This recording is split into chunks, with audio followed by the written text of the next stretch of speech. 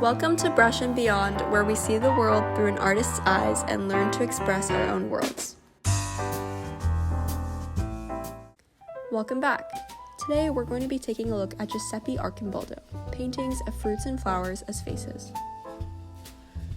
Do you guys like eating fruits and vegetables? After they're cut open, can you still recognize them? These are some questions to keep in the back of your head when looking at Arcimboldo's artwork. Today, we're diving into the wonderfully weird world of a Renaissance artist who saw faces in the most unexpected places, like in a fruit bowl. He didn't just paint portraits, he literally built them piece by piece out of fruits, flowers, and vegetables. Let's just jump right in with his most famous work, which he painted way back in 1591. This painting is a portrait of Rudolph II.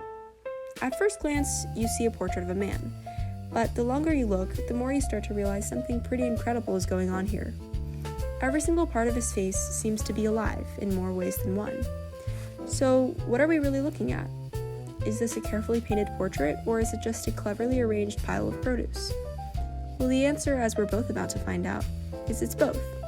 And that's where all the magic is. And this is the man behind the mystery, Giuseppe Arcimboldo.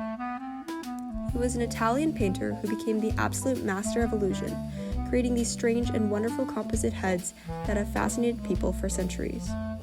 He wasn't just an artist, he was a brilliant puzzle maker. So how in the world did he pull off this illusion?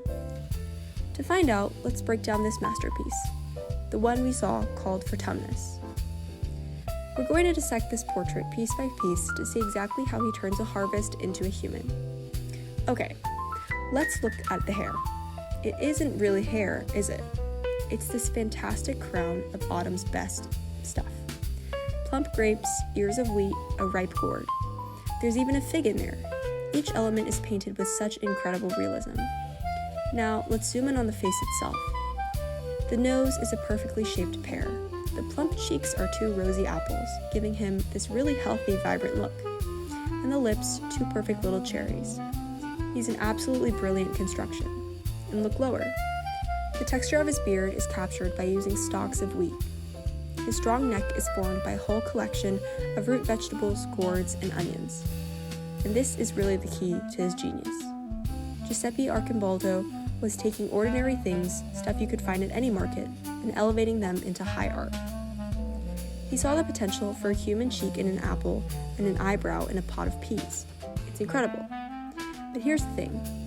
These portraits were so much more than just clever optical illusions. They were absolutely packed with hidden meanings and symbolism. Arcimboldo was telling a story with every single piece of fruit he painted. And this is the real purpose of the painting. Vertumnus isn't just some guy made of fruit. It's a specific portrait of the Holy Roman Emperor, Rudolph II. By showing him as the Roman god of seasons, Arcimboldo was basically saying that the emperor's reign was a golden age, as plentiful and harmonious as nature itself. Pretty clever, right? This theme of nature and seasons was a real favorite of Arcimboldo's. Vertumnus was actually the big finale of a famous series called The Four Seasons, where he created portraits for each time of year. Here you can see his summer just bursting with ripe fruit, and then winter, which is a gnarled, barren tree trunk. He didn't just stop at seasons. He also applied this whole concept to people's jobs, creating humorous portraits that were symbolic or maybe even a little satirical. Just look at the librarians whose entire head is made from a pile of books, or a cook made from pots and pans. Okay, now get ready for one of his absolute cleverest tricks. When you first look at this painting, The Vegetable Gardener, it's just like a rustic still life, a simple bowl filled with produce. Nothing too out of the ordinary, right? But flip it upside down, and there it is, a face that just emerges from the vegetables. The bowl becomes a hat, the onion a cheek.